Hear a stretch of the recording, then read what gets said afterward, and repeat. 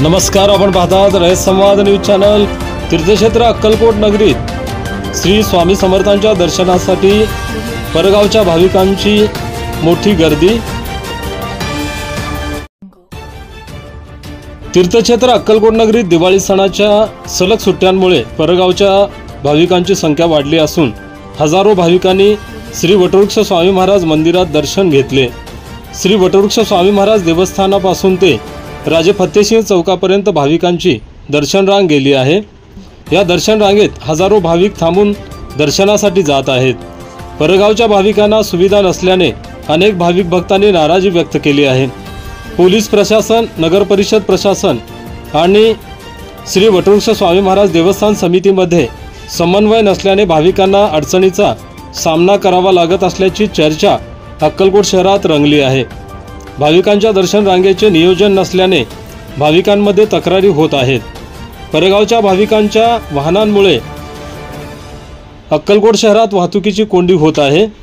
अक्कलकोट शहरातील बायपास रस्ता परिसर, A1 चौक, कमलाराजे चौक परिसर, थडगीमळा, जुना राजवाडा परिसर आदींसह विविध ठिकाणी वाहनांचे पार्किंग केले जात आहेत। रस्त्याच्या दुतर्फा वाहने लावण्यात येत असल्याने शहरातील स्थानिक नागरिकांना व परगावच्या भाविकांना मोठा अडचणीचा सामना करावा लागत आहे। पार्किंगच्या नावाखाली अक्कलकोट शहरात भाविकांची लूट सुरू असून याबाबत नाराजी व्यक्त केली जात आहे। आपल्या परिसरातील बातम्या पाहण्यासाठी रयत संवाद न्यूज चॅनलला सबस्क्राइब करा, शेअर करा, लाईक करा।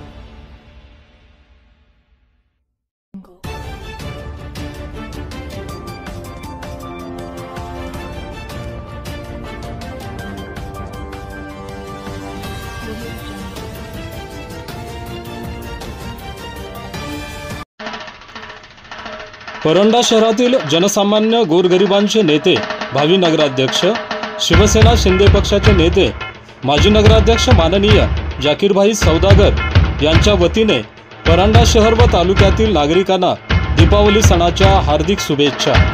शुभेच्छुक JS ग्रुप परंडा शहर व माजी नगराध्यक्ष जाकीरभाई सौदागर, मित्रमंडळ परंडा, तालुका परंडा, जिल्हा धाराशिव।